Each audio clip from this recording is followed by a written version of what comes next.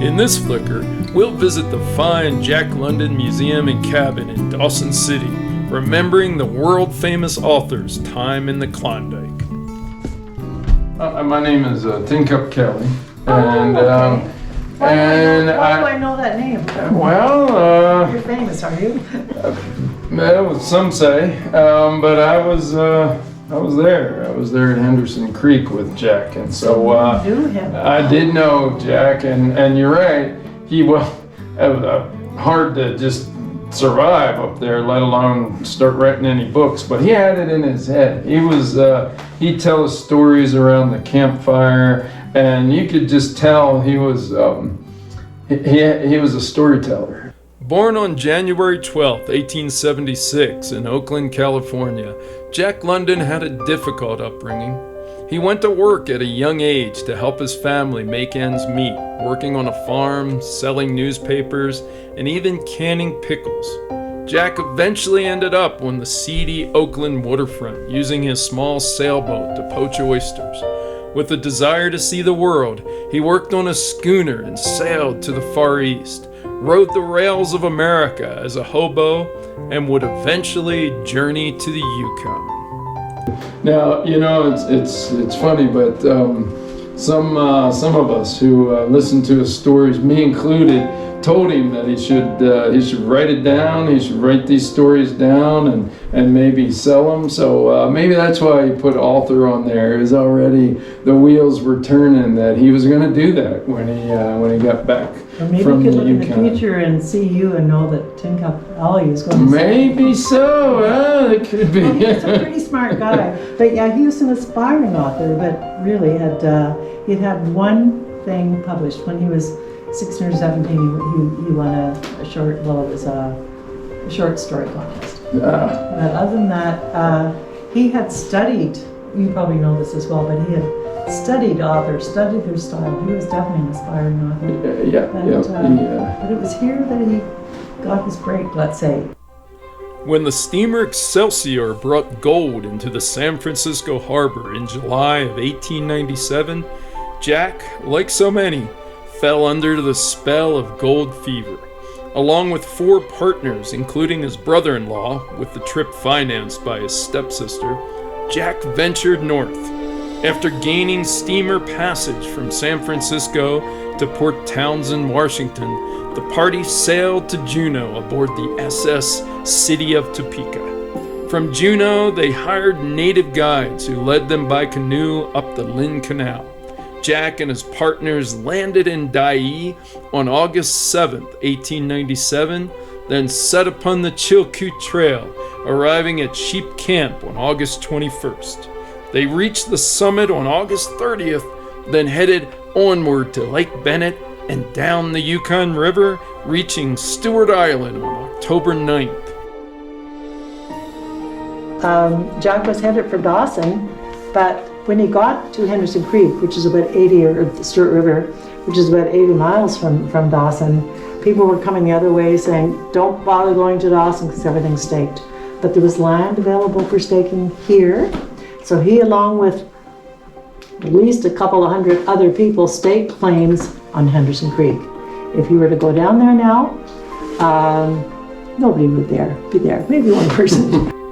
Abandoned after the gold rush, Jack London's cabin was rediscovered in 1936 by trappers Ivor Norback and Jack McKenzie. These 2 trappers from Mayo, Yukon, they were opening up a trap line, Henderson Creek, and they came across the cabin and thought, oh, this is a great place to be one of their line cabins, and saw this on the back wall. Well, in 1930, Jack London was famous. I often say in my talk that, the cabin was on Henderson Creek, deep in the bush. It was right, this is Henderson Creek where Jack's claim was, up here. Oh, yeah. Now, if you're wondering where that is, the Yukon River is down here, and it's about 80 miles from Dawson. And so the cabin was there. It was just an abandoned cabin that they know was built by someone from a European country. This is Jack London. Jack London's, his claim was number 54 on Henderson Creek. Author Dick North, with an astounding amount of historical detective work, located Jack London's cabin there on Henderson Creek in 1965. After meeting and talking with Norback and Mackenzie, the Mayo trappers who'd come upon the cabin in 1936, Dick utilized the unparalleled talents of Klondike elder and expert trapper Joe Henry to guide him by dog team to what he deduced was the probable location of the cabin. Dick couldn't have enlisted better help. After an arduous journey, they arrived at Henderson Creek and fruitlessly searched a few old cabins until they finally came upon one with a slash on the back wall measuring 4 inches wide by 12 inches long, matching the approximate size of the slab Norback and Mackenzie had removed. So it is interesting that he says he signed himself minor. Okay, he was a wannabe minor. That's right. Author, he'd never had anything published. But this is in 1898. 5 years later, this is the back cover of Call of the Wild. Just notice the signatures. And it was proofed. This is the proofing of the signatures to show that he really, he was there and he wrote it. But the importance of that cabin, and the reason that this is here is because he chose to write his name on the back wall of that cabin. You wouldn't have known otherwise, would you? Dick North located the actual wood slab signed by Jack London, still under lock and key in Mayo. Signature expert Ludlow Baynard authenticated that the slab indeed bore Jack London's signature. Finally, Dick enlisted Sergeant Ralph Godfrey of the Oakland Police Department to physically place the signed wood slab in the cut blaze in the cabin wall. Knots in the wood aligned perfectly. It was an exact match. Dick had found Jack London's Klondike cabin. Jack staked a claim. He was only in the Yukon for 9 months altogether, and at least half of that was spent getting up here. He left. He was advised to leave because of his scurvy. So he went down the Yukon River by boat and to the Bering Sea, and then got passage back to California. Never wrote a thing while he was here, but when he got back to California, he said he was full of the North. These were his words, and he started writing.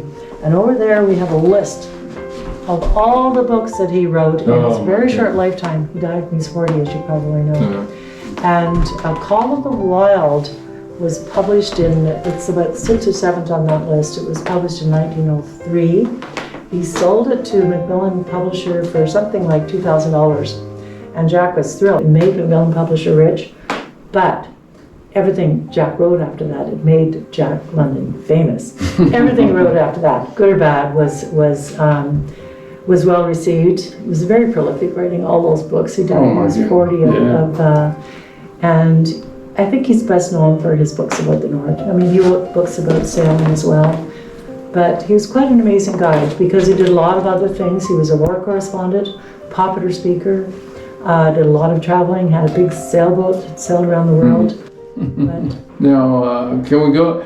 I didn't live there. I wasn't one of the fellows that lived there with Jack, but I had some victuals there in his cabin once or twice. And so, can we go have a look at? Yes. Let's have a. Absolutely. This here is. There's a reason it's built on stilts here, and that's to keep your food cache up out of the way of critters. Especially our big furry bear critters that we live amongst.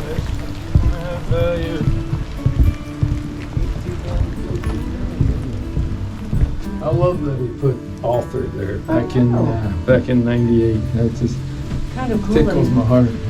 He should have written that first rather than minor. He should have gone there. He definitely became a better. Yeah, well, that's the thing. We're probably fortunate that he didn't strike too much. He didn't find too much gold, yes. Or he might not have been as motivated to write. No. We like that it ended up being reversed there. Yeah. Well, it's real nice that you got this part of his cabin. So some of these logs are authentic and some ain't. Is that right? All of the logs up to here are, well, These are old by now, but yeah, up to here are from the original cabin. And these original logs are in the cabin in Jack London Square. Oh, in California. So you can see the difference in the color. Oh, yeah. For sure. No, I'm seeing. It was Dick North and Russ Kingman of San Francisco who came up with the idea of turning Jack London's Klondike cabin into 2 restored cabins. Crafted by the Burrians on Stewart River, the 2 identical cabins sharing logs and design of the original were shipped to their new homes, one here at 8th Avenue in Dawson City and the other at Jack London Square in Oakland, Jack's hometown. Though he didn't call it home for very long, this was the cabin where Jack lived while his ideas for his 2 most popular books, Call of the Wild and White Fang, may indeed have taken shape. Well, next time I come up here to Dawson City, do you mind if I stay in this here cabin? How much you willing to pay? Oh, well, yeah, I still have some gold. Oh, yeah. I'll make it good. I suggest you come in the middle of winter. Yeah, well, I spent a couple winters here, and got the experience, and it ain't easy. So this here is a little selection from Call of the Wild, one of Jack's best, and starts out. The 30-mile river was wide open. Its wild water defied the frost, and it was in the eddies only, and in the quiet places that the ice held it all. 6 days of exhausting toil were required to cover those 30 terrible miles. And terrible they were, for every foot of them was accomplished at the risk of life to dog and man. 12 times Perrault, nosing the way, broke through the ice bridges, being saved by the long pole he carried, which he so held that it fell each time across the hole made by his body. But a cold snap was on, the thermometer registering 50 below zero, and each time he broke through, he was compelled for very life to build a fire and dry his garments. And cold they were, those winters up here in the Yukon. Minus 50, oh my goodness. You never forget feeling that, that's for certain. But we persevered. We worked hard, and we survived those winters up here, did I, and Jack, and many others throughout the gold rush before and beyond. Well, this is a real nice museum. You get a lot of folks that come here from other parts? A lot of Europeans. I mean, Jack London is extremely popular in Europe. More so than maybe well, in the States here. He's pretty popular in the States too, but we get a lot of Europeans here. And there's a collection of books in there. I don't know whether you noticed it, but all different languages. And he's very popular in all sorts of countries. There was a girl here this summer, and she now lives in Whitehorse, but she was from Russia.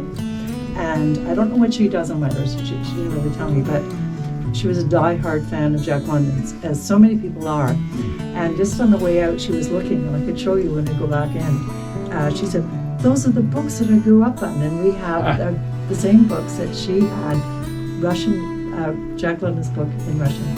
So it was very exciting. Oh, wow. Yeah. And that's probably why a lot of them are here. They grew up reading Call of the Wild and White Fang, and that motivated them. They probably always wanted to come here. So I think so. And, it's a big attraction. So Jack's the reason that they're here.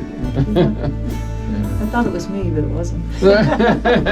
But they're happy with meeting someone so nice and so many nice and friendly folks. And Helen, you're another one, and that's important because it does get people back here. Nobody wants to visit someplace where you get a bunch of grumpy folks that seem like they don't want them there. But I've met so many people in this time like you, and you're what they call an ambassador of the North. Well, I've become very fond of Jack London since we're here. You know that this is called Writers Row because like Robert Service cabin is up there. Right across from that is Pierre Burton's house. And then they also consider Dick Moore, who found the cabin here. So they call this Writers Row. So, Helen, up here, I come up here and just I bask in this beauty and in the stories and the people. And what I always tell folks in this here flickers that we're making here is I say you gotta get on up here. So Helen, if you don't mind saying you gotta get on up here. You gotta get up here. Dang it. So many people do that well. Good job, Helen.